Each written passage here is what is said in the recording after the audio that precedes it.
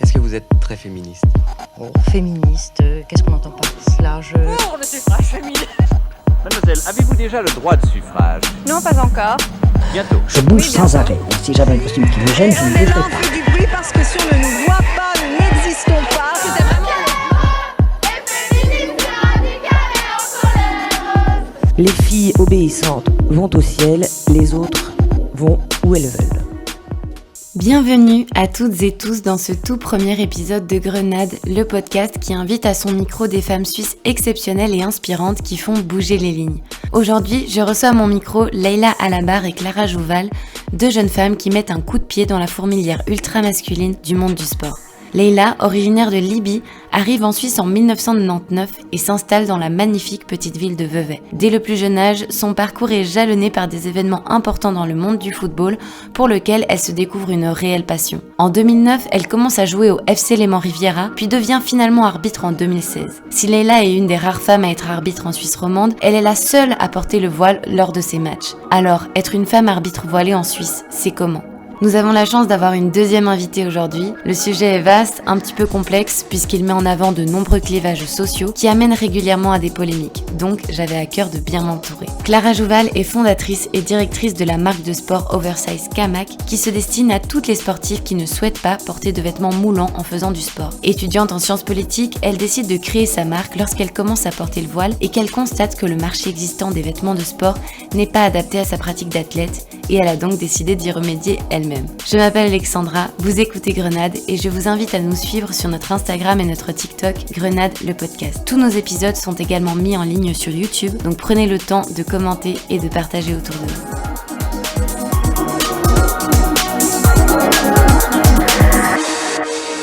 Bienvenue dans ce premier épisode de Grenade les filles, je suis vraiment ravie de vous avoir à mon micro. Je vous ai invité parce que le thème que nous allons aborder aujourd'hui, c'est tout simplement le port du voile dans le milieu du sport. J'ai déjà dressé une partie de votre portrait au début de l'épisode, mais Leïla, si tu devais te présenter en quelques mots, comment est-ce que tu le ferais ? Alors, je m'appelle Leïla, j'ai 27 ans, j'habite à Vevey et je suis ancienne joueuse de foot et arbitre depuis 2016. Et toi, Clara, comment est-ce que tu te présenterais ? Moi, je m'appelle Clara, j'ai 24 ans, j'habite à Neuchâtel, j'ai monté ma marque de vêtements de sport pour femmes, et puis voilà. Ok, donc maintenant que les présentations un peu larges sont faites, on va passer aux choses un petit peu plus sérieuses. Vous avez toutes les deux commencé à porter le voile, donc de votre plein gré. C'est quoi le parcours de foi qui vous y a mené ? C'est une question qui est assez large.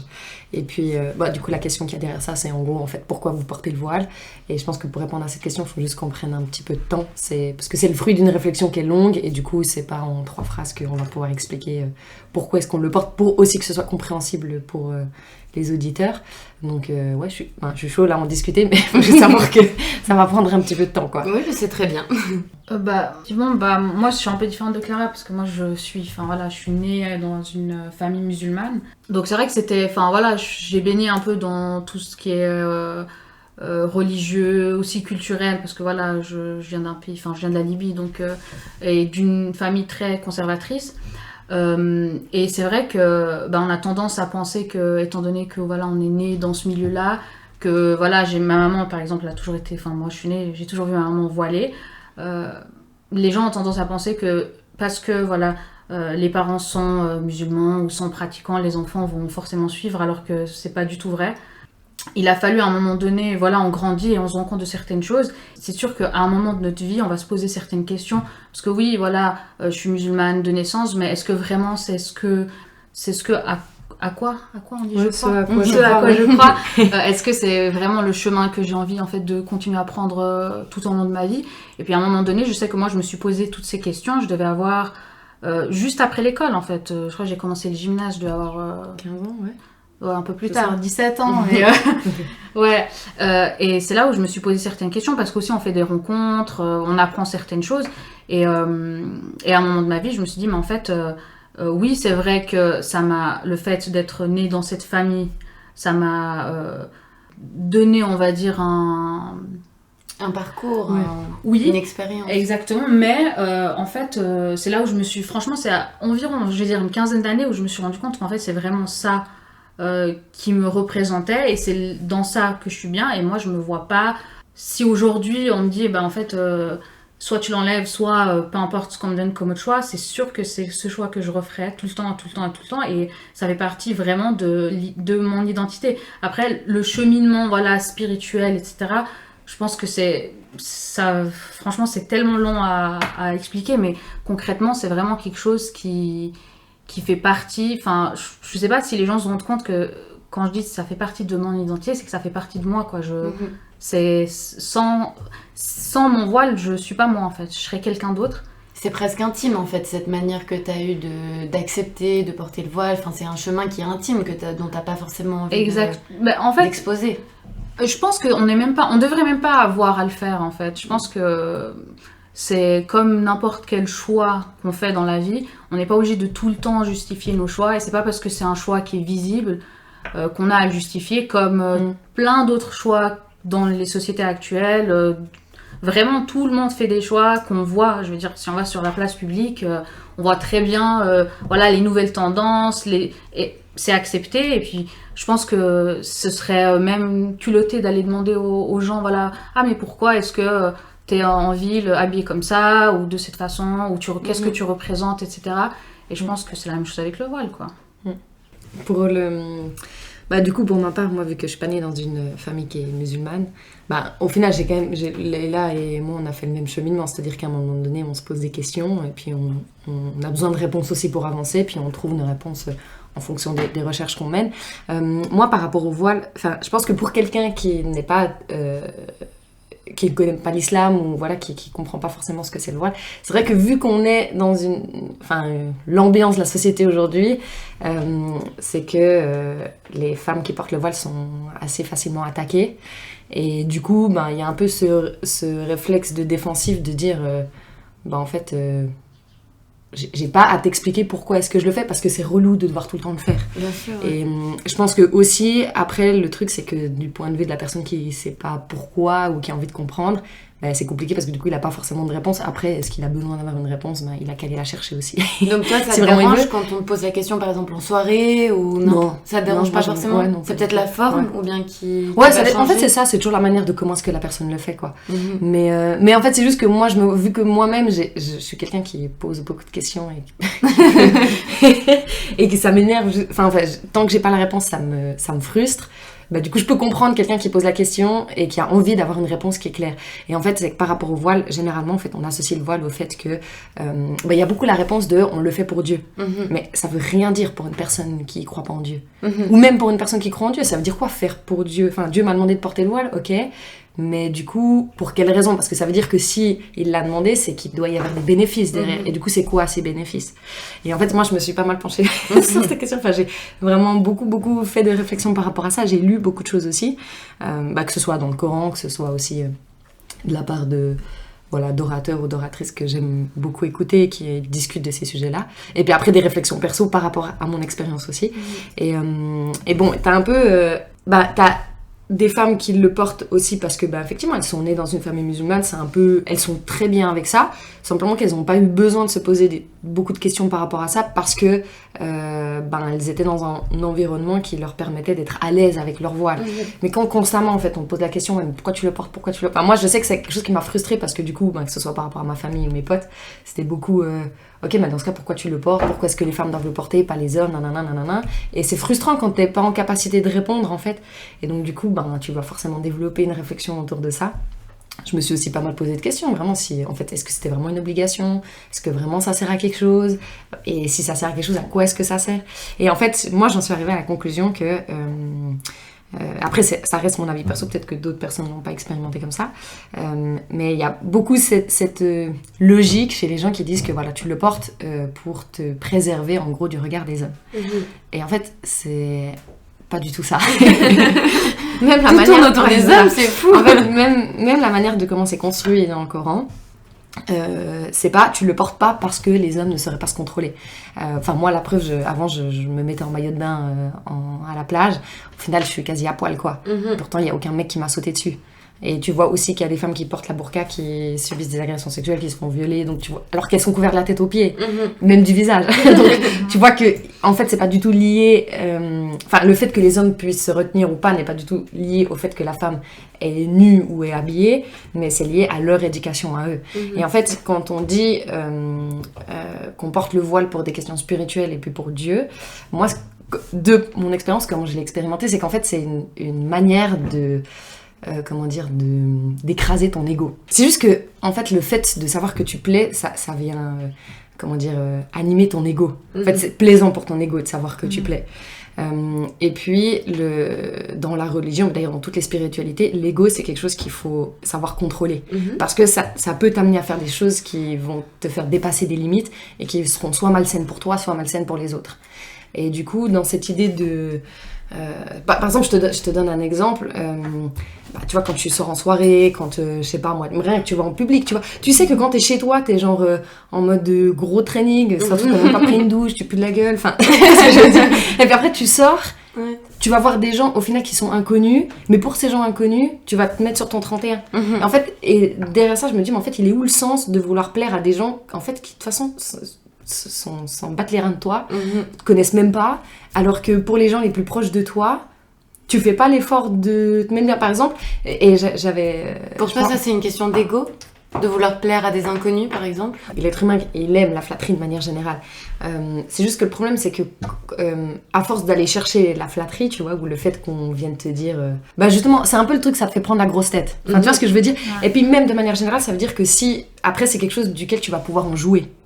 Et puis c'est aussi le principe de... En fait, au final, quand tu cherches à plaire, et je pense que tout le monde cherche à plaire, moi, le truc de « je fais ça pour moi », pour moi, c'est du bullshit. Ça n'existe pas. Après, ça veut pas dire que c'est mauvais forcément, mais c'est juste que, en fait, quand on dit je le fais pour moi, c'est toujours dans un rapport aux autres parce que tu construis la manière de comment tu te perçois parce que les autres te renvoient. Tu sais que, par exemple, tu sais que t'es belle, tu sais que t'es généreuse, tu sais que intelligente, tu sais que t'es brave, etc. Parce que les autres te le disent. Mais si, c'est la même manière que on sait que chez quelqu'un à qui on répète tout le temps qu'il est nul, qu'il est ci, qu'il est ça, etc. Au final, il va réellement se sentir comme ça. Même si au final, c'est peut-être pas le cas. Il y a un moment donné où la manière de comment tu te conçois, elle est forcément dans un rapport aux autres. Donc en fait, tu dis tu le fais pour toi, mais parce que la société veut que c'est comme ça qu'il faut faire les choses, tu vois ce que je veux dire. Donc le truc de je le fais pour moi c'est du bullshit. Mais ça veut pas forcément dire jusqu'à un certain stade, c'est pas mauvais. C'est quand ça dépasse une certaine limite où du coup ça devient... comment dire, ça te prend de l'énergie, ça te prend de l'argent aussi, ça te prend du temps. Et puis du coup, dans cette idée de dire, voilà, je veux plaire aux autres, c'est, au final, tu vas aussi chercher l'approbation de quelque chose, tu vois. C'est inconscient, mais c'est aussi dans l'idée de se dire, en fait, c'est comme si tu avais besoin de ça, et alors que c'est des gens, tu les connais même pas, en fait. Pourquoi est-ce que tu veux chercher cette approbation-là ? T'es dans le fait de vouloir gonfler ton ego, mais en fait, ça te sert à rien, parce que ces gens, tu vas... Ils te servent à rien dans ta vie. Pourquoi tu vas faire ça ? Et alors que ce temps, cette énergie, etc., tu pourrais le mettre dans ton développement spirituel. En fait, c'est dans l'idée où quand on dit on le fait pour Dieu, c'est que ça te permet de te détacher des choses qui sont matérielles pour te concentrer sur quelque chose de spirituel. Et après, tu vas me dire, oui, mais en fait, les mecs aussi, ils ont ça. Mais bien sûr que, dans une certaine mesure, ils l'ont. C'est simplement que, en tout cas dans notre société d'aujourd'hui, mais j'ai quand même l'impression que dans plus ou moins toutes les sociétés et toutes les époques, il y a quand même quelque chose de spécifique au corps de la femme où il est très mis en avant. Tu vois, les poèmes qui ont été écrits, les livres qui ont été... Et donc il y a quand même ce truc où le corps féminin, c'est entre guillemets, un outil que tu peux mettre au service des autres pour toi aussi arriver à certaines fins, tu vois. Ça peut être de simplement... En fait, c'est une monnaie d'échange. La vérité, ça a une valeur sur le marché. C'est-à-dire que ton corps, tu peux l'échanger contre des biens. Par exemple, dans le Coran, on parle beaucoup de modestie, du fait d'être humble. C'est relié à ça. D'ailleurs, on ne parle pas de pudeur dans le Coran comme on le conçoit en français. En fait, dans la notion de pudeur en français, il y a une notion de honte vis-à-vis de ton corps. Alors que, en tant que femme musulmane, t'as pas du tout honte de ton corps. Rien à voir, bien au contraire. T'es très reconnaissante du corps que t'as. Ah, c'est cool parce que ça vient du coup un peu en contre-courant de cette idée qu'on a du voile pour cacher justement le corps féminin, cacher sa féminité, cacher son rapport à son corps. Ça. En fait. Non, ça n'a rien à voir avec ça. Et t'as pas de honte vis-à-vis de ton corps, t'as pas de... Enfin, moi, pour le coup, je connais plein de femmes qui sont musulmanes, elles se surkiffent. Parce qu'au final, tous nos actes qu'on fait, on le fait dans un but de plaire à Dieu. Et pour plaire à Dieu, il faut être proche de lui, et du coup tu vas avoir plein d'actions qui vont te mener au fait d'être proche de lui. Et d'ailleurs je cherchais, mais en fait c'est pour ça que les traductions des fois c'est chiant parce que ça traduit mal ce que l'arabe a dit vraiment. Et en fait c'est beaucoup plus cette notion de modestie et d'humilité. Mais la modestie ça transparaît dans différents domaines. En fait t'as une modestie intellectuelle à avoir. Genre la personne qui vient dans un groupe qui déblatère tout ce qu'il sait, il est casse-pied. Il y a un moment tu vas dire ferme-la, laisse parler les autres, tu vois. Donc il y a cette manière d'être modeste dans ta manière de parler avec les gens. T'es censé être modeste aussi dans tes biens matériels, donc du style t'as de l'argent, tu vas pas porter 3 Rolex au poignet. Parce qu'au final si tu fais ça, en fait c'est toujours la même question. C'est toujours la même chose. Si tu vas dans un groupe et que t'es tout le temps là à vouloir montrer tout ce que tu sais, de nouveau t'es dans une idée de démonstration. Pourquoi ? Pour rechercher une sorte d'approbation. Ou pour montrer que t'es trop stylé, tu sais plein de choses, etc. Il y a une modestie à avoir au niveau du corps. D'ailleurs, les hommes, ils ont leur modestie à eux. C'est juste que nous, on a une modestie qui est un peu plus grande vis-à-vis de nos atouts corporels. Et en fait, moi, comment je le conçois, c'est simplement que le corps féminin, il est, entre guillemets, il est plus doté de richesse que celui de l'homme, tu vois. Que ce soit, je sais pas... Enfin, en fait, c'est que je trouve que Après, c'est mon point de vue. Peut-être qu'il y en a d'autres qui diront, en fait, t'as totalement tort parce que moi, je peux te prouver que c'est pas ça. Mais j'ai quand même l'impression que, justement, comme on dit dans l'histoire, le corps féminin, tu peux plus facilement le marchander que le corps masculin. Et dans cette idée-là, du coup, ça veut dire que ton corps, entre guillemets, il est plus riche, il est doté de plus de richesse que le corps masculin. Et du coup, vu que tu as plus de richesse, tu les caches plus, simplement, en fait. C'est dans le rapport que tu as, vu qu'islamiquement parlant, tu as aussi des codes dans la manière de comment tu te relationnes avec les personnes du sexe opposé, où ça doit être des relations où le côté charnel, et comment dire, il est censé rester en dehors de la relation, tu vois.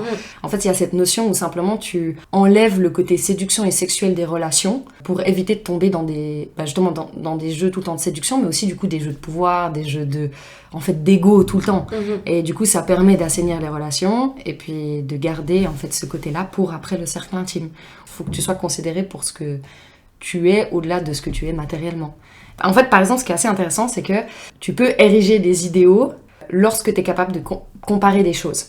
Et en fait, le fait aussi de, par exemple, préserver ton intimité et ne pas la montrer en fait à tout le monde, imagine si tout le monde, par exemple, portait des pantalons longs et puis des choses amples, tu vois, sans parler forcément des cheveux, mais au moins juste d'avoir, en fait, au final, de pas montrer son corps.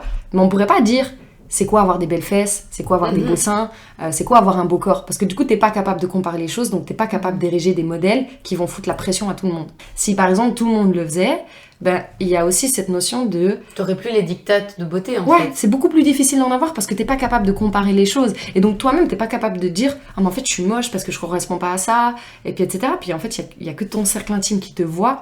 Et vu que, normalement, ton cercle intime est censé quand même être bon, tu vois ce que... Après, bon, voilà, il y a... Bienveillant, du coup. Voilà.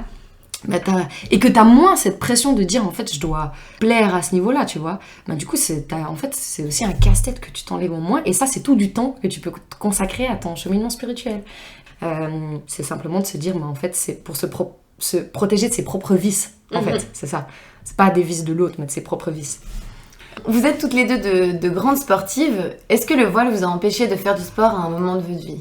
Non, moi personnellement j'ai jamais, empêché non, il y avait des moments où c'était plus compliqué que d'autres forcément parce que voilà, ça plaira jamais à tout le monde, donc forcément il y a des moments où voilà, surtout quand j'étais joueuse de foot. Oui, parce qu'avant d'être arbitre t'étais joueuse, hein, c'est ça ? Exactement, là vraiment il y a surtout, et c'est... T'as commencé à quel âge à jouer au foot ? Vers 14 ans. 14 ans, ok. Ouais. Franchement, j'ai un peu oublié, mais c'était aux alentours de 13-14 ans. Franchement, moi, j'ai commencé à jouer au foot et je me suis pas posé la question. Pour moi, je voyais pas la différence, mais c'est après... C'est vraiment quand t'intègres une équipe où t'es la seule fille qui est voilée. Franchement, quand t'es jeune, t'es quand même naïf. Tu te poses pas tu t'imagines même pas que ça peut poser problème. Et c'est... Le jour où tu fais face à un problème comme ça, que tu te rends compte et que tu dis en fait c'est vrai que je suis quand même différente et que ça va arriver plusieurs fois, et effectivement c'est arrivé plusieurs fois où voilà, on arrive à un match et un arbitre qui est pas très très content de me voir arriver, et puis que du coup voilà, il y a des petits soucis, le match, l'arbitre qui est pas d'accord, et puis comme les lois du jeu n'interdisent pas ça, donc lui il a pas le droit d'interdire, mais du coup il faut se défendre, et puis il faut appeler plus haut, et puis il faut etc. Et puis il y a du retard pour jouer le match, et puis enfin c'est un peu compliqué. Et je pense que franchement, je sais que je suis une personne qui a un certain caractère qui fait que franchement je m'en fous, je suis là, si j'ai envie de faire quelque chose je le fais. Mais je pense que c'est aussi une raison pour laquelle il y a des jeunes filles qui commencent et qui arrêtent tout de suite, parce qu'au premier problème, il n'y a pas tout le monde qui peut faire face. Donc oui, franchement, j'en ai eu, et j'ai eu plein de fois ça, et c'était toujours en plus, moi je pense que c'est pas un hasard, mais c'était toujours du côté de Genève. Vraiment, c'était tout le temps là-bas. Mais après, ça m'a pas empêchée dans le sens où je me suis battue pour. Mais oui, il y a quand même des obstacles, quoi. Ça, c'est évident. Mais c'est fou que tu aies jamais cédé. Enfin, t'as jamais accepté, en fait, au final, de te rendre face à la difficulté, quoi. Non, parce qu'il y a pas de raison, en fait. Enfin, j'estime que j'ai tout aussi le droit d'être là, de faire ce que j'ai, de pratiquer un sport. Enfin, je veux dire, franchement, juste de le dire comme ça, je trouve que c'est vraiment ridicule. Mais il y a aucune raison qui fait que je me dis à un moment donné, en fait, non, il faut que je me retire, quoi. Donc non, pour moi, c'était hors de question. Et la même chose pour l'arbitrage. Enfin, ça, c'est... Mais encore, l'arbitrage, c'est une autre histoire, parce que c'est pas seulement le voile, c'est aussi juste le fait que je sois une femme qui pose problème. Mais là aussi, c'est la même chose, quoi. Mais ce qui est différent, c'est que quand t'es arbitre, c'est toi qui fais la loi sur le terrain. Donc t'as beaucoup moins...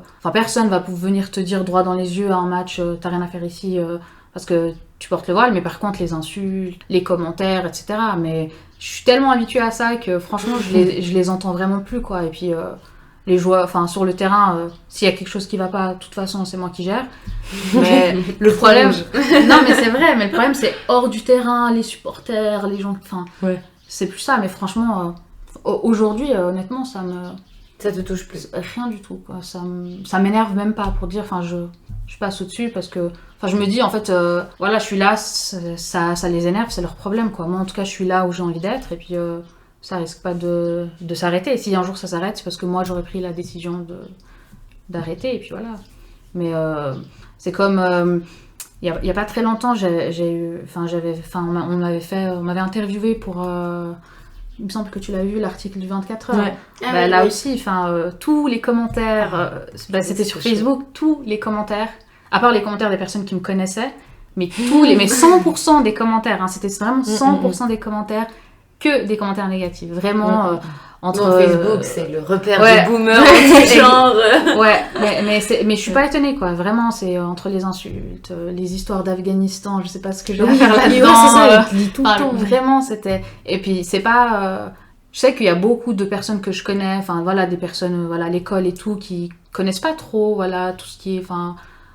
islam, ou tout ce que nous on peut vivre en tant que femme voilée en Suisse. On a l'impression qu'ici tout va bien, parce qu'on se compare souvent à la France. Ouais, mais en France c'est pire. Mais c'est pas parce que c'est pire ailleurs qu'on peut pas se plaindre de ce qui se passe ici, parce que franchement, et c'est pour ça que moi ça m'avait pas du tout touchée, parce que je m'attendais à ces commentaires. Mais en fait, j'étais quand même contente d'avoir eu ces commentaires négatifs et de les avoir moi partagés de mon côté, pour dire aux gens, mais en fait non, c'est ici aussi ça existe, et ici aussi c'est réel, quoi. On n'invente rien du tout, ça existe, et puis dans tout, hein. Nous on parle du sport, mais dans tous les domaines c'est comme ça, quoi. Donc et toi, Clara, tu t'es déjà empêchée de faire du sport parce que tu portais le voile? Non. Dans le sens, pas de pression extérieure, moi c'était plus pour les vêtements. Ce qui du coup m'a mené après à monter ma marque. Mais c'est plus dans le fait de se sentir confortable dans des standards qui te correspondent. Vu que c'est vrai que pour les femmes, les standards, c'est des vêtements qui sont plutôt courts et serrés. De manière générale, on associe aussi la performance à ça. Après, je pense que dans certains domaines, c'est clair qu'avec la natation, tu vas pas porter un pull en laine pour aller faire de la natation. Bon, de manière générale, en fait, c'est juste des matériaux à avoir. Peut-être que dans l'athlétisme, c'est pas très aérodynamique, ou dans le cyclisme, d'avoir des trucs qui sont trop amples. Mais après, ça, c'est pour des compétitions du style les Jeux Olympiques, des choses comme ça. Mais la performance, au final, elle t'est propre à toi. L'idée, c'est simplement de te dépasser par rapport à ce que tu sais faire actuellement. Là, le fait d'avoir des vêtements qui sont courts ou serrés, ça ne... Toi, ça te convient pas. Moi, et puis surtout que ça n'implique pas le fait que c'est mieux pour ta performance. Ta performance, c'est la manière, je sais pas comment dire, c'est ta propre perception, en fait, au final. Ouais, mais c'est ton physique qui le fait, entre guillemets, tu vois, que tu fasses... Bien, en fait, ce que j'aime bien donner comme exemple, c'est par exemple, les breakers. Ouais, les gars, ils ont des jeans au milieu des fesses, enfin le truc le moins confortable pour faire et ils font des trucs de ouf. Et les femmes qui font du break aussi, mais pas que dans ces disciplines-là. Mais donc tu vois très bien que tu peux être ultra athlétique dans des vêtements qui sont très amples et que ça n'empêche en rien le fait de pouvoir développer ton mouvement, quoi. Et puis après, on sait aussi pourquoi est-ce que les femmes doivent porter des choses courtes et serrées. C'est pour l'audimat et le plaisir des hommes, quoi. C'est tout. Parce qu'on sait que pour les mêmes genres de sports, les hommes ont toujours des uniformes qui sont plus longs. Qui sont moins serrés. On prend le cas du volley, on prend le cas de la gymnastique, on prend le cas de... D'ailleurs, maintenant, c'est ressorti aux Jeux Olympiques où il y avait l'équipe de volleyball qui s'était plainte d'avoir des équipements qui soient trop courts, qui voulaient des choses plus longues, d'ailleurs qui ont été amendées parce que c'était trop long. Alors que l'équipe masculine, elle pouvait avoir ça. On sait aussi pour la gymnastique artistique qu'il y avait une gymnaste allemande qui a demandé à avoir des maillots qui vont des chevilles jusqu'au poignet. Parce que normalement, pareil, c'est aussi une sorte de culotte en fait qui est là. Mais les mecs, ils sont habillés vraiment de la tête aux pieds, ils ont des choses longues, c'est-à-dire que toutes leurs jambes sont couvertes. Et pourquoi est-ce que les femmes, nous, on devrait être automatiquement découvertes? Et puis après, on a discuté aussi avec une athlète de basketball qui est dans l'équipe suisse. Et elle disait que effectivement, en fait, leurs maillots ont changé parce qu'ils ont changé du coup de designer. Et en fait, ils ont raccourci tous les maillots. Enfin, ils ont fait des dos nus, ils ont raccourci les shorts, ils ont fait des choses beaucoup plus serrées. Et ils l'ont dit clairement que c'était pour l'audimat. Parce que depuis, ils ont du coup ils sont plus visibles. Enfin, elles sont plus visibles. Et que c'est exclusivement pour ça. Donc tu te dis, en fait, il y a un problème. Je suis pas là pour que tu viennes me regarder, quoi. Et du coup, c'était pour ça qu'au début, toi, tu estimais qu'il n'y avait pas un marché de vêtements de sport qui te convenait, en fait. Ouais, c'est ça. Et ça me freinait des fois pour aller faire du sport, en fait. J'avais pas envie de porter des leggings, j'avais pas envie de... Puis en même temps, t'as pas envie de porter 36 000 couches, t'as trop chaud, c'est chiant. Parce que quand tu vas faire du sport, t'aimes bien quand même être dans un certain confort. Mais le confort, c'est pas si c'est serré ou large, c'est si les matériaux sont adaptés, simplement. Parce que moi, mon confort, c'est de porter du large. Du coup, c'était plus ça qui me freinait, on va dire. Après collection, mais après parce que moi en étant voilée, j'ai jamais fait de la compétition, tu vois. Alors que Leïla, clairement, elle a des positions où du coup, elle est arbitre, ou elle était joueuse, elle avait des matchs, des choses comme ça. Donc peut-être que si ça avait été le cas, là j'aurais rencontré des problèmes extérieurs vis-à-vis d'autres gens, mais j'ai pas eu l'occasion de le faire. Et du coup, Leïla, toi, tu portes quoi quand t'arbitres tes matchs, ou même quand t'étais joueuse? C'était quoi l'équipement que t'avais? Pour jouer, pour arbitrer, on a de toute façon des équipements officiels, soit l'équipement de l'équipe, soit l'équipement d'arbitre, ça c'est pour tous les arbitres suisses. La seule chose que moi je devais rajouter, c'était en fait de mettre quelque chose sous le short, en l'occurrence un leggings. Mais sinon, ça encore ça va parce que finalement les maillots d'arbitre, on a le choix entre les manches longues, manches courtes. Et puis au foot, si on a un t-shirt, un soupule, ça va très bien. Enfin, pour moi, ça n'a jamais été problématique réellement parce que c'était mis à disposition et j'avais pas le choix surtout. Je pouvais pas venir dire non, en fait, je veux autre chose. Toi, tu trouves que c'est mieux que tout le monde ait la même chose ou bien tu trouves que chacun devrait pouvoir avoir son propre équipement adapté? Non, moi je pense que dans ce genre de... En tout cas, au niveau du foot, je pense que c'est normal qu'on ait quand même des équipements parce qu'on est une équipe et puis ça fait partie du truc, quoi. On est une équipe, on joue ensemble, on s'entraîne ensemble et puis on s'habille toutes de la même manière. Non, je trouve que c'est bien. Et puis quand on est arbitre, c'est un peu le métier qui fait ça. Enfin, ce serait pas logique que chaque arbitre vienne habillé différemment. Clara, tu t'es lancée dans la grande aventure de l'entrepreneuriat il y a quelques années, avec la sœur de Leïla d'ailleurs. Est-ce que tu as rencontré des difficultés particulières en tant que femme déjà? Et vis-à-vis de ton voile, en fait, comment ça s'est passé? Pas du tout. Bon, ça a été hyper fluide. Jamais rencontré de problème. Toutes les personnes avec qui on travaille ne nous ont jamais posé quoi que ce soit comme question par rapport au fait qu'on était musulmane ou qu'on portait le voile. Après, ça veut pas dire que d'autres n'ont pas de difficultés. À mon avis, c'est aussi lié à un état d'esprit. Enfin, je pense qu'au-delà du fait qu'il y a clairement un problème avec les femmes qui portent le voile, d'ailleurs, on en avait déjà un petit peu discuté, il y a aussi cet aspect-là où quand tu... En fait, c'est comme les personnes, je sais pas moi, qui sont souriantes dans la rue, on aura envie plus de leur dire bonjour qu'une personne qui tire la gueule, qu'elle soit voilée ou pas voilée, quoi. C'est juste que quand t'es voilée, dès que tu tires la gueule, on part du principe qu'en fait, c'est parce que tu te fais battre à la maison. Et c'est pour ça que... Et donc, du coup, il y a ce truc où, du coup, en tant que femme qui porte le voile, ben, tu dois faire 2 fois plus pour avoir l'air normal, alors que tu l'es complètement, quoi. Je pense que c'est aussi un état d'esprit qu'on a dans l'équipe, où en fait on se concentre pas sur les choses entre guillemets négatives, où on pourrait se dire mais là c'est peut-être à cause de, etc. Donc peut-être qu'on a eu des choses qui étaient liées à ça, mais on s'en est pas rendu compte. Après, je pense pas, mais je pense aussi que c'est lié un peu au caractère qu'on a et à ce qu'on renvoie, où du coup les gens ils ont pas envie d'être méchants avec nous, quoi. Surtout les gens avec qui on commence à tisser un lien, où du coup il y a une autre dynamique qui se crée, quoi. Donc je pense qu'il y a de ça, et peut-être qu'on a simplement aussi eu de la chance. Et c'était quoi du coup tes formations pour en arriver là? Quel parcours t'as suivi? Bon, moi j'ai 0 formation en entrepreneuriat. J'ai fait un bachelor en Sciences Po avec Leïla.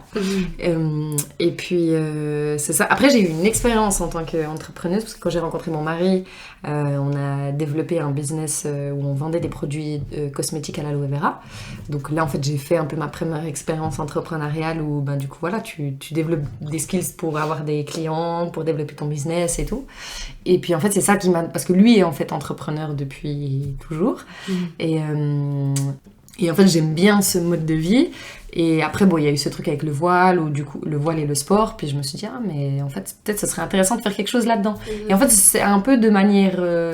vraiment hasardeuse que je me suis retrouvée à faire ça, de par le fait que j'ai aimé en fait l'expérience que j'avais vécue là avec les produits, et le fait qu'il y avait un besoin qui n'était pas rempli, et je me suis dit vas-y, je pense que je suis la bonne personne pour c'est ça, en fait, répondre à ce besoin. Il y avait un trou dans le marché, et tu t'es dit je vais y résoudre. Ouais, exactement. Mais je pense pas que je sais pas, enfin aussi, en fait on peut former, je pense, des entrepreneurs, mais en fait tu les formes simplement au mindset. Tu les formes à rien d'autre, parce que en fait ce que tu dois faire pour développer ton business, il est tellement différent en fonction des industries dans lesquelles tu te mets. Du coup c'est un état d'esprit en fait.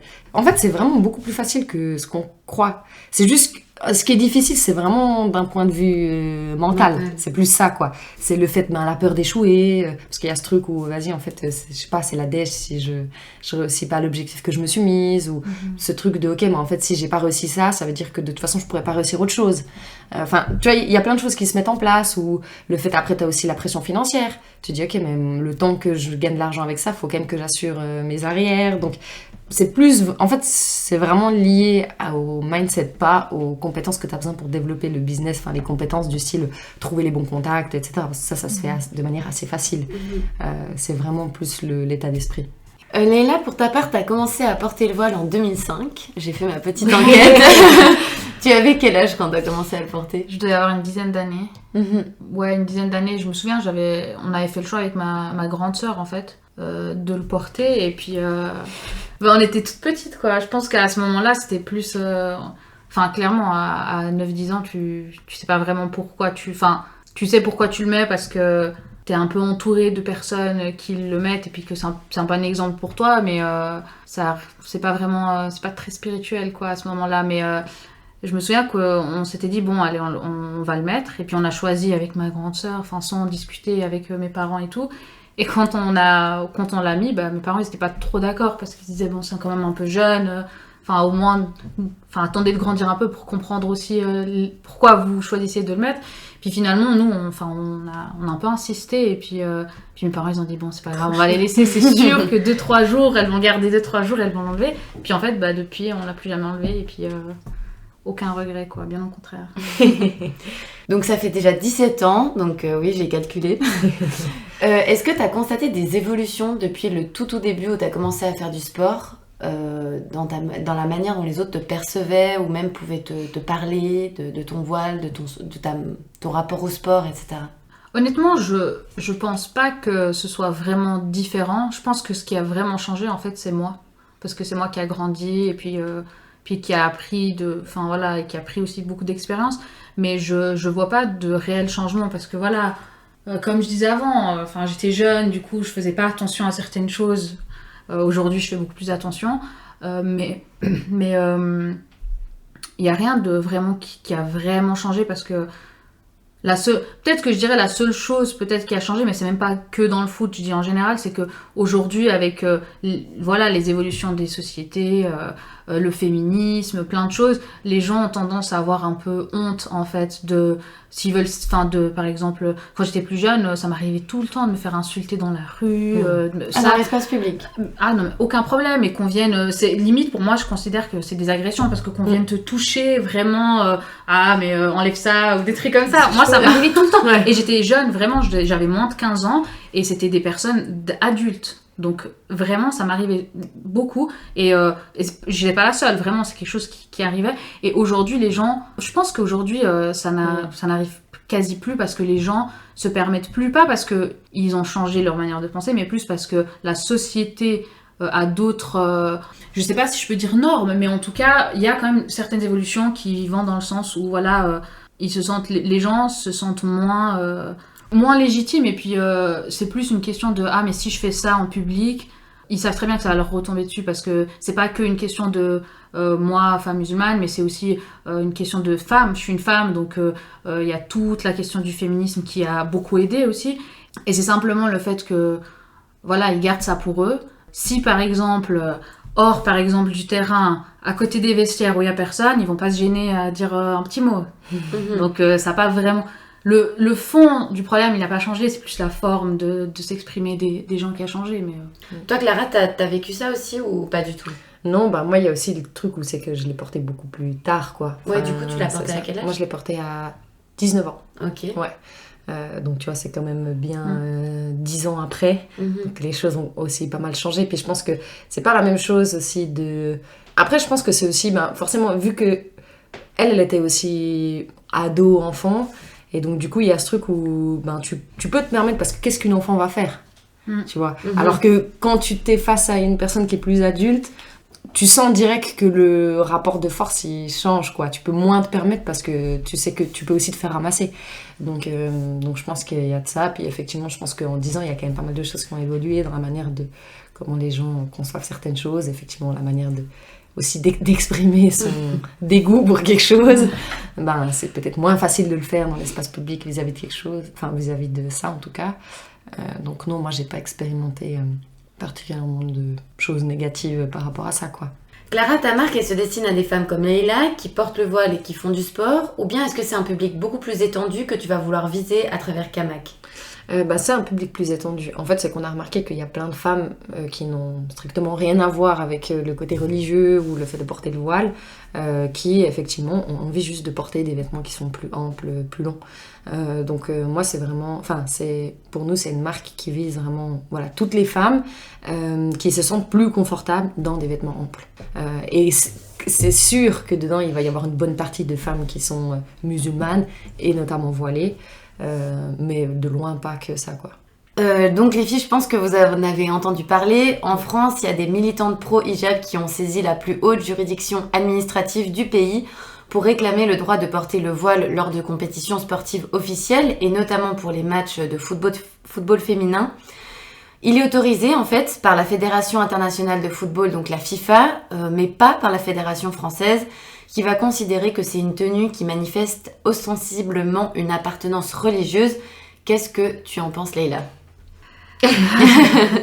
Franchement, il y a tellement de choses à dire, mais il y a aussi rien à dire en même temps, parce que j'ai juste envie de dire, c'est la France, quoi. Franchement, ça étonne plus personne. Nous, en tout cas, les femmes voilées, c'est pas du tout étonnant que ça vienne de là-bas, comme par hasard. Honnêtement, le problème, je pense qu'il vient de plus haut, parce que autant la Fédération française, elle prend une décision pareille, mais c'est pas normal non plus qu'on laisse faire, et c'est pas normal qu'il n'y ait pas de réaction de la FIFA, parce que pour d'autres problèmes ou pour d'autres petites histoires, mais vraiment ridicules, ils sont là, ils font vraiment des histoires et des amendes et de je sais pas quoi. Mais quand ça concerne quelque chose de beaucoup plus important, parce que ça touche quand même une très grande partie de la société, et encore une fois, comme par hasard, les femmes, c'est silence radio. Et puis honnêtement, je trouve que c'est scandaleux, parce que autant la France, c'est la France, c'est pas normal que la FIFA ne réagisse pas. Tu trouves qu'il y a une vraie responsabilisation de la FIFA ou même des équipes internationales? En tout cas, la FIFA, elle n'a pas le choix, quoi. C'est quand même la Fédération internationale de foot. Toutes les fédérations nationales de chaque pays appartiennent à la FIFA. Et c'est la FIFA qui dicte les lois et les règles. Donc si la FIFA n'a pas de responsabilité là-dedans, c'est qu'elle ne sert à rien, concrètement. Et je pense que c'est pas par hasard non plus que la FIFA ne réagisse pas. Enfin, honnêtement, quand il y a des histoires comme ça et que la FIFA ne dit rien, c'est qu'elle est d'accord. Parce que la FIFA a toutes les possibilités de réagir et de supprimer, en fait, tout simplement cette loi. Parce que elle a des capacités de coercition à ce niveau-là. Tout à fait, bien sûr. C'est sûr. Et puis après, moi, je pense que... Parce que quand tu dis les autres équipes, mais... les autres équipes nationales, c'est pas leur... Elles peuvent rien faire. C'est vraiment... C'est soit la FIFA qui réagit, soit... ça va rester comme ça, mais c'est encore là la France qui mélange tout le temps politique, sport. On nous demande de pas mélanger, c'est vraiment typique français. Il faut pas mélanger la religion, il faut pas mélanger l'État, il faut pas mélanger avec la politique, je sais pas quoi. Mais c'est ce qu'ils font. Le sport, c'est censé être le sport. Alors je comprends pas pourquoi la politique française vient se mêler de ça. Vraiment aucune logique. Et puis sans compter le fait aussi que c'est... encore une fois, ces pauvres filles... en plus, c'est vraiment... C'est quand même... franchement, c'est quand même pousser les limites hyper loin, parce que c'est juste... on est en train d'interdire à des personnes de faire du sport, quoi. Honnêtement, en 2021, 2022, aujourd'hui, c'est quand même scandaleux d'entendre ce genre de décision, et qu'en fait, il n'y ait aucune réaction. Et là encore, comme tu as dit, qui a réagi ? C'est les personnes qui sont concernées. Et personne, il n'y a pas de... Derrière les femmes voilées, nous, on n'a aucun... honnêtement, on n'a pas de... On se supporte entre nous, mais on compte sur personne, parce qu'on sait que personne va venir, aucune instance vraiment, qui a une certaine... un certain poids. Exactement, va venir et défendre nos droits. Donc on essaye de faire ce que nous, à notre... avec nos possibilités, mais... franchement, c'est incroyable que ce soit autant... qu'une décision aussi importante, en fait, et scandaleuse ne soit pas assez médiatisée, ou qu'on n'en parle pas, qu'il n'y ait rien qui a été fait après ça. Donc, c'est dangereux, en fait, aussi. Parce que ça veut dire que les gens sont habitués à ce qu'on puisse faire subir des violences à des femmes qui portent le voile. Et si plus personne ne réagit, c'est qu'ils sont habitués à ça. Et donc du coup c'est chaud, parce que ça veut dire que tu peux aller plus loin et personne ne va réagir non plus. C'est comme, moi ça me fait penser au photographe suisse qui est mort à Paris. En fait il y a plein de gens qui ont dit oui, mais en fait c'est parce qu'on a l'habitude de voir des SDF par terre. Et donc du coup, et on le sait qu'en fait à force d'être confronté à de la violence et des choses comme ça, en fait il y a des choses extrêmement graves où c'est plus grave pour toi parce que t'es habitué à voir ça. Et du coup, le fait que personne ne réagisse, tu te dis quand même, c'est parce qu'en fait, ils tapent tellement tout le temps sur ces femmes-là qu'en fait, maintenant, il n'y a plus personne qui réagit. Mais ça veut dire qu'ils peuvent prendre aussi d'autres décisions sans que personne réagisse. Et en fait, ça, au final, c'est méga grave. Parce que comme elle l'a dit, t'empêches des femmes de faire du sport. Donc. Et puis après, la France a interdit plein d'autres choses. Mais ça veut dire que tu les enfermes, en fait, ces femmes-là. Et tu leur permets pas de faire des choses qui sont basiques, et en plus de ça, qui sont quand même censées... le faire du sport, c'est méga important pour la santé. Donc, puis tu leur coupes l'herbe sur pied, surtout, en fait, sur leur avenir professionnel, leur avenir sportif, sur leur bien-être, et en fait, c'est ultra choquant, et en fait, on oublie que c'est choquant. Mais c'est choquant. Et quand la Fédération française dit que c'est un signe ostentatoire de religion, pour vous, comment vous le percevez ? Ils sont casse-pieds.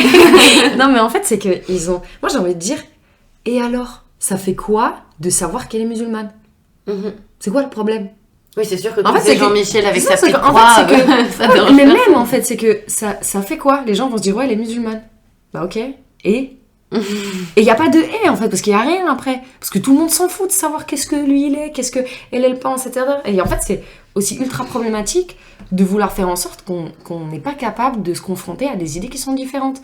Et si tout le monde... En fait déjà c'est chiant si tout le monde est pareil, et puis en plus de ça c'est problématique, parce qu'en fait t'essayes d'effacer des différences, mais en fait c'est fondamental que des gens soient différents, et il n'y a pas de problème à ce que les gens soient différents, et il n'y a pas de problème à ce que tu puisses être bien dans ta vie tout en sachant qu'il y a d'autres personnes qui n'ont pas les mêmes modes de pensée que toi.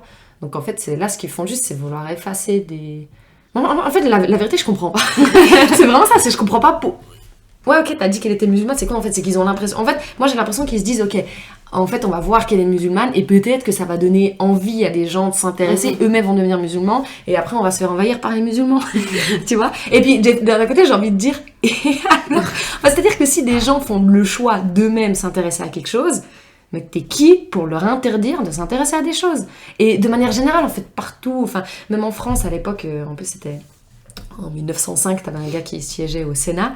Et le gars portait un camis et un turban. C'était un Français qui s'était converti en Algérie, qui était assez connu, qui était proche de Jean Jaurès. Et ça posait pas de problème. Enfin, tu vois que c'est vraiment un truc contemporain où il... Enfin, je sais pas, il psychote avec ça. Et... Ah, ça empêche de penser à d'autres choses. Hein. Ouais, non, c'est ça, effectivement. Léla, tu voulais rebondir sur ça? Oui, mais enfin, c'est juste... Enfin, je pense que Clara, elle a raison, mais je pense aussi que franchement, c'est juste une excuse, quoi. C'est juste que ça plaît pas dans l'espace public, on veut pas voir ça, et puis voilà, on va chercher les excuses qui vont légitimer les décisions qu'on prend.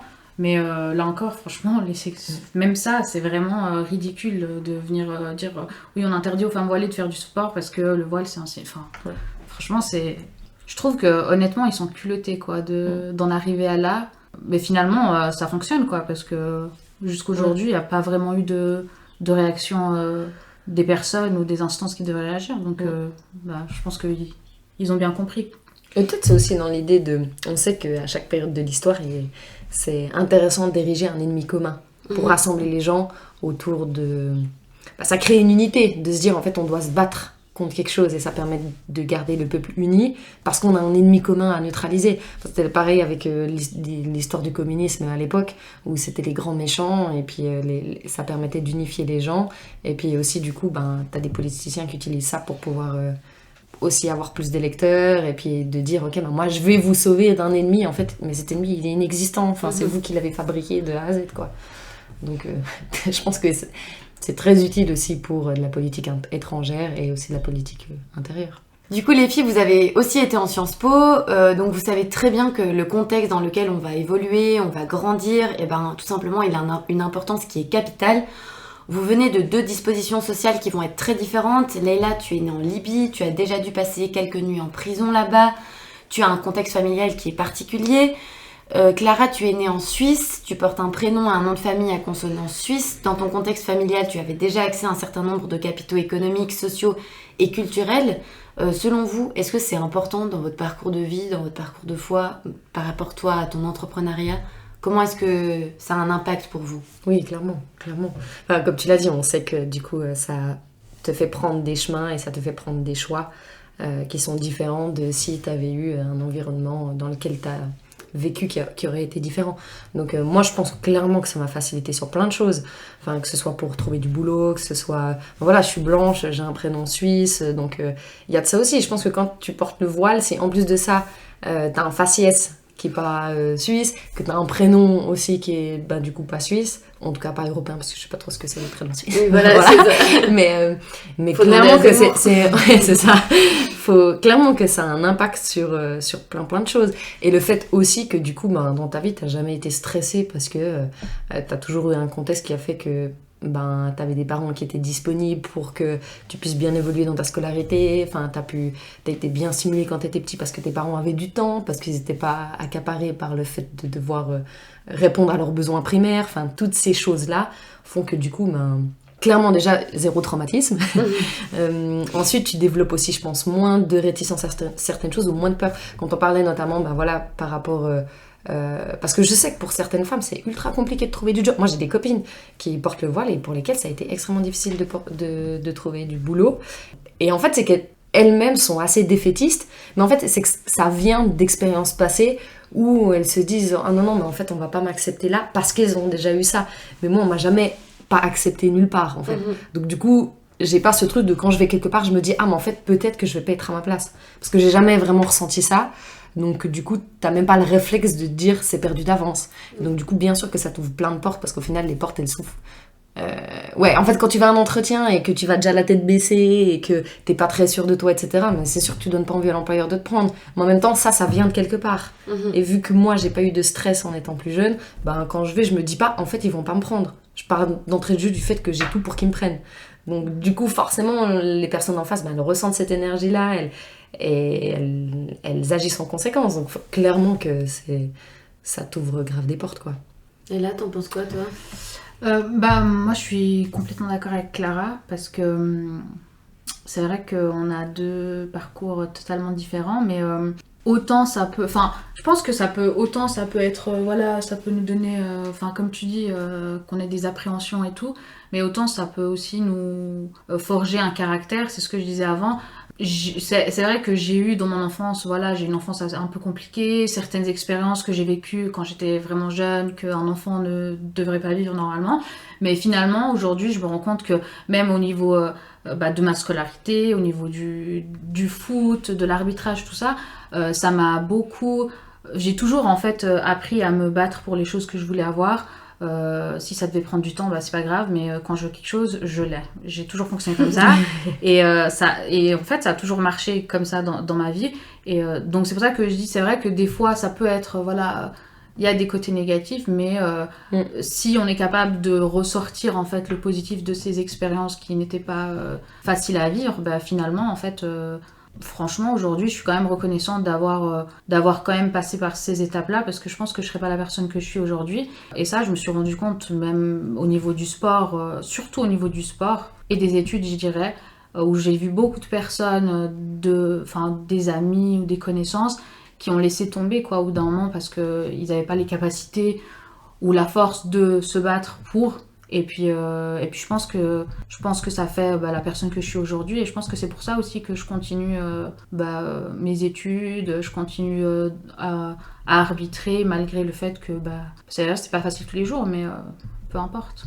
Enfin, la seule chose que je dirais qui me différencie un peu de Clara, c'est plus en fait la question des origines, en fait, parce que forcément quand on vient d'un pays qui est radicalement différent de la Suisse, même quand moi je suis arrivée vraiment jeune, j'avais 4 ans, mais le fait de vivre dans une famille qui, avec des parents qui ont vécu en Libye, qui ont les codes d'un autre pays, d'arriver ici, c'est juste que c'est compliqué, en fait. Donc, c'est sûr que c'est compliqué pour eux parce que, faut s'intégrer, il faut comprendre aussi, les nouvelles normes de la société dans laquelle on va vivre, et en plus, il faudrait aussi que nos cultures, nos coutumes et les choses qui sont importantes pour nous, ne soient pas complètement effacées. Et peut-être que ce qui était dur, c'est de garder l'un sans complètement supprimer l'autre, et puis de faire la balance entre les deux. Et ça, c'est des trucs aussi qui font que, par exemple, quand j'ai commencé l'école, il y avait des choses à l'école qu'on nous disait ou qu'on nous demandait de faire, qui pour moi, c'était impossible. Et je me disais, mais ça se fait pas comme ça chez nous, c'est pas normal. et en fait, c'est vrai que je pense que... En plus, t'étais petite, quoi. Ça devait vraiment être le tiraillement entre... Tu te formais totalement, et puis t'avais 2 parents à la maison qui avaient grandi toute leur vie dans un pays, et puis ça doit être tellement difficile quand t'es adulte de devoir revoir tous tes codes sociaux, toutes tes traditions familiales et tout, donc... Ouais, c'était... pour un enfant, c'est pas facile, franchement, parce que il comprend pas forcément ce qui est en train de se passer. Fallait essayer de comprendre, ce qu'on nous disait à l'école, ce qu'on nous disait à la maison, et puis de mettre un peu les deux ensemble et de faire quelque chose, qui fait que aujourd'hui, par exemple, si je vois par exemple juste mes sœurs et moi, on a ce mélange des 2 cultures et des 2 façons de vivre, et puis on est très bien, mais c'est quelque chose qu'il fallait construire, quoi. En Libye, t'aurais pu faire du foot et arbitrer ? Faire du foot, oui. Les femmes, elles font du foot, il y a une équipe nationale féminine, mais arbitrer des hommes, je sais pas si ça existe, en fait. C'est pas une question de non, ça se fait pas ou non, c'est interdit, c'est plus une question de comme en Suisse, il y a quelques années encore, il y avait pas de femmes arbitres, quoi. Ici, dans le canton de Vaud, on est que 5 aujourd'hui. Il y a une année, en tout cas, on était environ 5 arbitres femmes. Donc c'est juste quelque chose qui est pas... Simplement que c'est des sociétés qui sont moins mixtes que les nôtres. Aussi, du coup, t'as des arbitres femmes mais pour les femmes et des arbitres hommes pour les hommes. Mais que de la même manière, tu vas pas trop demander à un homme d'arbitrer des femmes, et tu vas pas trop demander à des femmes d'arbitrer un homme. Ouais. Est-ce que vous vous considérez comme féministes, les filles ?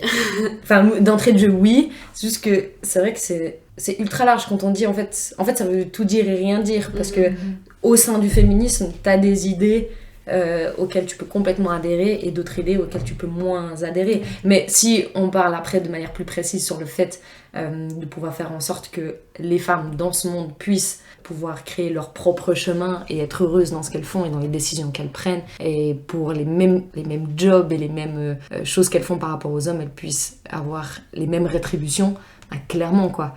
C'est juste que après, si tu parles du féminisme, parce qu'en fait le féminisme ça englobe 1001 manières de penser, et forcément que là-dedans il y a des choses que tu vas plus prendre, des choses que tu vas moins prendre. On sait qu'il y a différents courants féministes, tu vois. Si on sait, là par exemple en Suisse il y a un courant qui s'appelle une association, une organisation qui s'appelle Némésis, mais c'est des féministes racistes. Donc, mais elles se disent féministes, donc forcément, moi, je vais me dire, moi, leur manière de concevoir le féminisme, moi, ça me parle pas.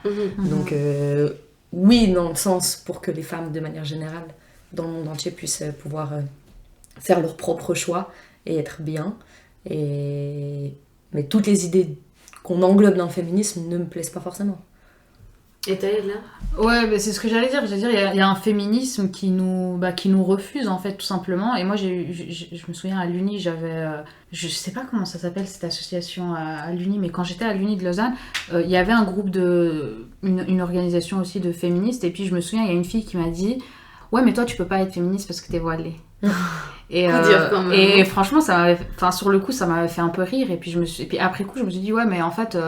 je trouve que c'est pas correct de vouloir imposer une seule façon de voir le féminisme, et aussi selon les expériences des personnes, quoi. Donc, quand t'es féministe, il y a des combats différents, je dirais. Donc, moi, je suis féministe en tant que femme voilée, complètement. Moi, c'est aucun doute là-dessus. Mais comme Clara, elle disait, non seulement notre vision, mais nos combats aussi sont différents. Et puis, malheureusement, il y a certaines personnes qui comprennent pas. C'est pas grave. Moi, je demande pas aux gens de comprendre mon combat, mais juste de le respecter. Et puis voilà. Donc, je pense qu'on est... Franchement, je verrais pas une femme dire non, je suis pas féministe dans la définition même du terme, et pas dans la façon de concevoir... la chose, parce qu'on peut être féministe de différentes manières, mais je pense pas qu'une femme viendrait dire non, je suis pas féministe, parce que finalement ça veut dire généralement quand elle le dit, c'est parce qu'il y a des idéaux de certains courants féministes qu'elles n'aiment pas, donc elles n'ont pas envie d'être englobées là-dedans. Tu vois. Moi, si c'est un féminisme où on me dit que du coup faut se dénuder pour être libre, moi, c'est pas ma manière de voir les choses, donc ça, je vais pas y adhérer. C'est un féminisme qui est très occidental, qui est très dans l'idée où les femmes voilées sont soumises, asservies, blablabla. Ça, je me reconnais pas là-dedans non plus, quoi. Et là, tu considères que porter ton voile quand t'arbitres, c'est une forme de militantisme? Parce que du coup, je me suis un peu renseignée sur vous. J'ai lu plusieurs articles de journaux à ton sujet qui vont en fait le présenter comme tel, mais en fait, toi, t'en penses quoi? Parce que c'est de toi qu'on parle ici. Moi, franchement, je trouve même dommage qu'on me pose cette question, parce que on porte pas le voile pour une question, comme Clara disait, ça n'a rien à voir de militer, ou ça n'a rien à voir de vouloir donner une image, ou peu importe. Moi, je le porte parce que ça fait partie de moi, de mon identité, et puis ça s'arrête là, en fait. Moi, je suis sur un terrain de foot, quand j'arrive, dès que j'arrive, c'est le début du match, moi, ce qu'il y a autour, franchement, je vois pas. Il y a à aucun moment je me dis, je suis là avec mon voile, c'est pour militer, pour quelque chose. Ça n'a rien à voir. Moi, c'est juste que je suis quelqu'un qui est depuis tout le temps, le foot, ça me passionne, j'adore ça. Et puis c'est juste que je viens sur le terrain, moi, physiquement, et puis tout ce qui appartient à ma personne.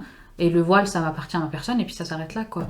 Ça t'énerve qu'on me pose cette question? C'est vrai que ça m'énerve, je trouve juste que c'est dommage que... En fait, ça montre aussi quand même l'image qu'on a des femmes voilées, quoi, parce que... Voilà, t'es avec le voile, t'es là pour... Tu fais de la propagande. Voilà. Et c'est vrai que... moi, ça m'a choqué le nom, parce que j'ai lu pas mal d'articles et tout pour me préparer à cet épisode. Et il y a toujours cette notion de militantisme, tu sais, vraiment cette volonté de défendre un idéal qui serait supérieur. Alors, c'était assez flagrant. Mais ça, c'est les médias. Puis moi, il y a un truc où, pareil, je trouve que c'est du bullshit profond. Le fait de dire que oui, mais la religion, c'est dans la sphère privée. En fait, t'as pas besoin d'avoir des signes extérieurs pour montrer que... Et en fait, c'est un truc qui est complètement débile, qui a aucune logique. Parce que forcément, les pensées que tu vas avoir... et la vision de la vie que t'as, elle va avoir un impact dans tes actes. Tu vois ce que je veux dire, quand tu dis de quelqu'un qu'il est sportif, c'est parce que il a une pratique du sport qui est régulière. Sinon, si le mec il va courir 5 minutes une fois par année, tu dis pas qu'il est sportif. Quand tu dis d'une personne qu'elle est généreuse, c'est parce que elle donne de son temps, elle donne de son argent, elle donne de ses biens, et que les gens le voient. Sinon, personne dirait d'elle qu'elle est généreuse. Quand tu dis qu'une personne elle est croyante, ça fait pas sens de dire ça si dans ses actes il y a rien, parce que en tant que croyant, c'est pas juste tout seul dans ta chambre, c'est une manière de comment tu te relationnes aux autres. Que ça va se voir dans tes transactions économiques, dans la manière de comment tu gères ton business, dans la manière de comment tu te relationnes aux autres, et dans la manière de comment tu te relationnes aux autres, vu que dans la religion la modestie c'est important, forcément tu vas avoir quelque chose d'extérieur qui va se montrer, quoi. Mais au final c'est comme me porter un pantalon, quoi. Ça ne viendrait pas à l'idée pour quelqu'un de dire vas-y baisse ton pantalon, parce que maintenant faut pas que tu tapes là sur le terrain, faut que tu l'enlèves, quoi. Et là c'est pareil, on s'habille la tête parce que ça fait partie du reste de l'habillement, et c'est juste que ça fait partie de mon intimité. Désolée, je suis mal à l'aise de me découvrir la tête, basta. Mais il n'y a pas ce truc de en fait je l'ai mis pour que tout le monde voit que je suis musulmane. Enfin, c'est débile. Ouais. Mais aussi, c'est clair, le voile ça dérange dans l'espace public, ça dérange.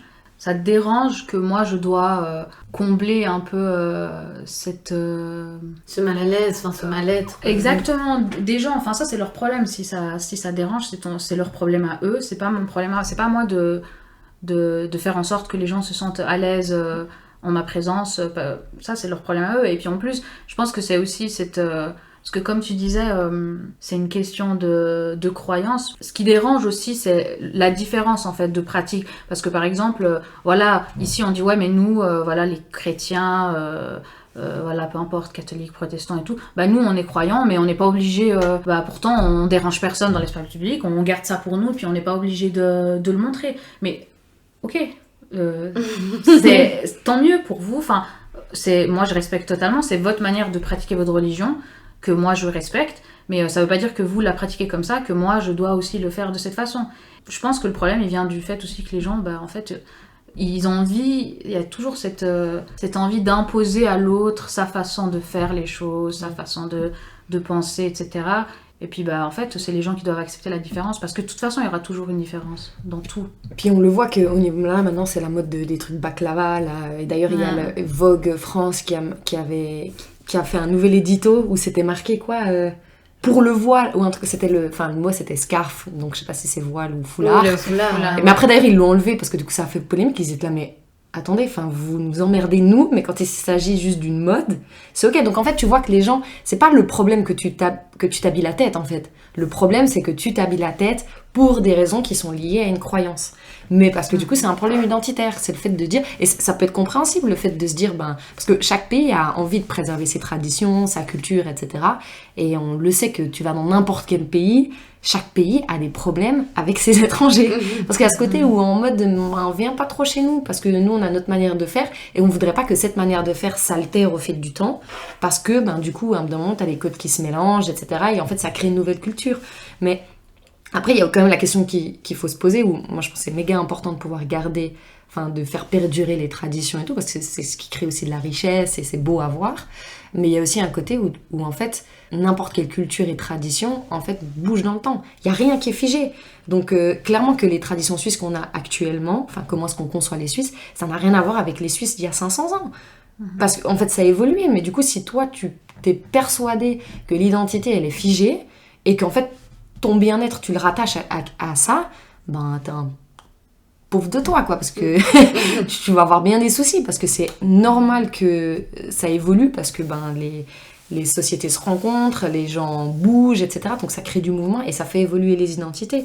Et quand on sait qu'il y a 500 ans, on avait les sous-cultures, même au milieu de la Suisse, qui se faisaient la guerre et tout. Aujourd'hui, c'est même inimaginable. L'identité nationale, en réalité, on sait très bien qu'elle est construite historiquement, et qu'en plus, elle servait les intérêts des États, en fait, tout simplement, que ce soit économique, mais aussi social et bien sûr politique. Et donc, bien sûr, effectivement, tu as tout à fait raison sur cette question des peuples qui se rencontrent et d'une création d'une nouvelle culture. Ça, de toute façon, c'est un truc qui est inévitable. Donc, si tu te rattaches à ça, bien sûr que ça fait peur, mais le problème, c'est que tu peux pas éviter ça. Et dans tous les cas, ce sera de toute façon différent de ce qui va se passer ailleurs, parce que ce sera une nouvelle culture qui est en constante évolution, mais qui est propre à cet environnement-là, parce que c'est un environnement qui est totalement différent de tous les autres environnements. Donc de toute façon, tu auras toujours ton identité propre, c'est juste que cette identité va évoluer au fil du temps, quoi. Sur la question du port du voile dans les milieux sportifs, et notamment les compétitions nationales ou même internationales, vous avez l'impression que les choses, elles bougent, elles évoluent dans le bon sens, ou bien alors que le chemin à parcourir, il est encore super long? Franchement, je pense qu'on est encore loin du compte. Pour les femmes voilées, ça c'est une chose. Honnêtement, je pense vraiment qu'on est bien loin. Mais le truc, c'est que, en tout cas, moi je parle du foot parce que c'est ce que je connais, mais dans les lois, enfin, il n'y a rien qui l'interdit. Mais le problème, c'est que dans la pratique, c'est là où on nous embête vraiment. Et c'est pas prêt de changer parce que la preuve encore avec ce qui se passe en France, quand il n'y a pas de réaction de la FIFA, c'est que s'il y a une autre fédération qui va prendre cette décision, ce sera la même chose, quoi. Donc aujourd'hui, voilà, ça a commencé par la fédération française, puis c'est un peu les autres qui regardent, et s'il n'y a rien qui se passe, ils vont pas se gêner à le faire. T'as peur d'une généralisation ? C'est possible, franchement, je serais pas étonnée. Mais après, même en général pour les femmes, quoi, c'est toujours un peu chiant parce que c'est toujours en haut, en fait, toujours vraiment au niveau hiérarchique plus haut, où c'est que des hommes et c'est eux qui dictent les règles. Et même quand tu parles des tenues avant, la même chose au foot. La même chose pour nous, à un moment donné, on a dû changer nos équipements avec des shorts beaucoup plus courts, des t-shirts beaucoup plus courts, hyper serrés. C'est vraiment pas confortable pour jouer. Ça plaît à personne. Les joueuses, ça plaît vraiment à la majorité, à personne qui a aimé. Mais pourtant, en fait, voilà, on est obligé de mettre ça. Pourquoi ? En fait, simplement pour plaire et pour aux décisions que les hommes prennent pour nous les femmes. Donc en fait, autant les femmes voilées, on est dans la merde, mais franchement même les femmes en général, et puis comme tu dis avec l'équipe de volley, je veux dire, c'est tellement ridicule que ça, vraiment tellement ridicule et scandaleux que encore aujourd'hui, pour des histoires comme ça, on n'arrive pas à trouver de solution. Pourtant c'est des trucs tout bêtes, quoi.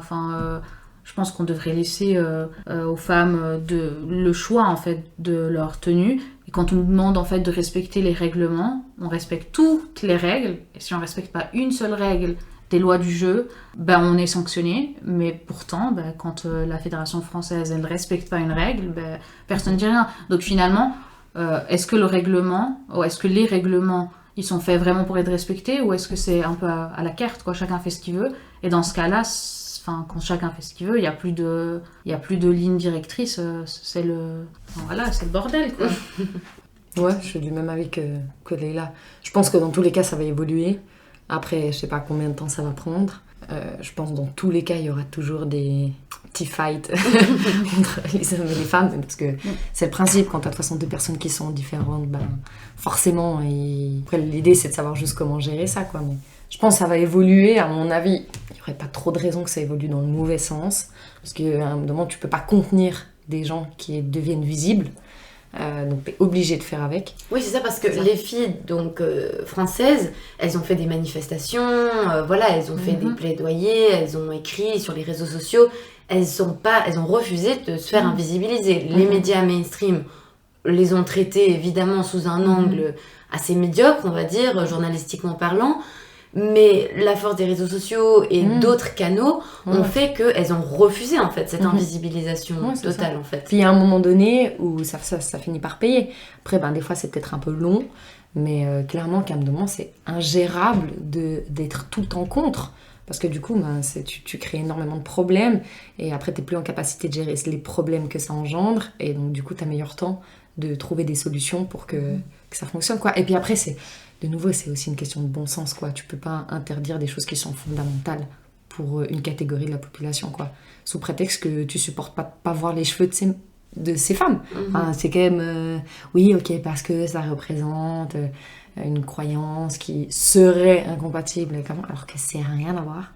Et puis après, on revient sur la question, si je peux rajouter un petit truc, on revient sur la question d'identité. C'est assez marrant quand on te sort l'identité, on est de tradition juive ou chrétienne, on rappelle juste que Jésus, il n'est pas né à Paris, quoi. C'est quand même... il est quand même né à Jérusalem. Jérusalem, c'est au Moyen... Nazareth, Jérusalem, je sais plus. Mais bref, il est né au Moyen-Orient. Au Moyen-Orient, il y a quoi ? Il y a des Arabes. Ah bon ? Moïse, c'est pareil. Donc, tu te dis, oui, en fait, vous avez une tradition qui provient du Moyen-Orient. Donc, de quoi vous venez me parler que Enfin, c'est quelque chose qui a clairement été importé, donc... En fait, c'est la preuve que du coup, c'est ça, les identités, elles évoluent et il n'y a pas de problème. C'est qu'à un moment donné, on s'adapte, on crée des choses ensemble. Et puis dans tous les cas, c'est une richesse. Donc, faut pas se faire du souci. C'est juste que, ben voilà, je pense, les médias qui attisent. Voilà, c'est toujours pour des questions politiques, de pouvoir, de tout ça, quoi. La dernière question, les filles, je suis un peu triste après de vous quitter, mais c'est une question qui pour moi est super importante et que je vais poser à toutes mes invitées. Si vous deviez parler à la personne que vous étiez quand vous aviez 15 ans, vous leur diriez quoi en fait ? La vérité, je sais pas du tout.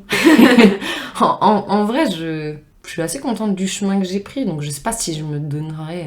Non. Ok, non, en vrai, bah, je pense tant que mieux. je dirais, let's go.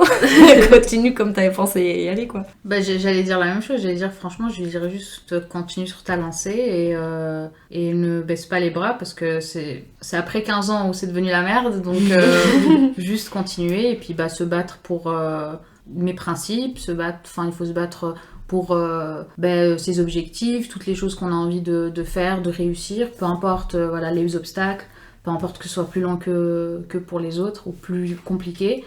C'est pas grave, si c'est plus lent ce sera plus lent, si c'est plus compliqué ce sera plus compliqué, tant qu'on arrive à notre objectif, franchement c'est plus important. Les filles, merci beaucoup d'être venues aujourd'hui, c'était tellement intéressant, c'était vraiment génial. Pour nos auditrices et nos auditeurs, n'hésitez pas à venir nous suivre sur Instagram, notre page Grenade le podcast, et sur notre TikTok aussi, où on poste donc régulièrement les informations sur les prochains épisodes et puis un petit portrait de nos invités. Merci beaucoup de nous avoir écoutés. Merci à toi. Merci à vous d'être C'était hyper venus. intéressant. C'était vraiment génial et puis à bientôt les filles. À bientôt. Merci.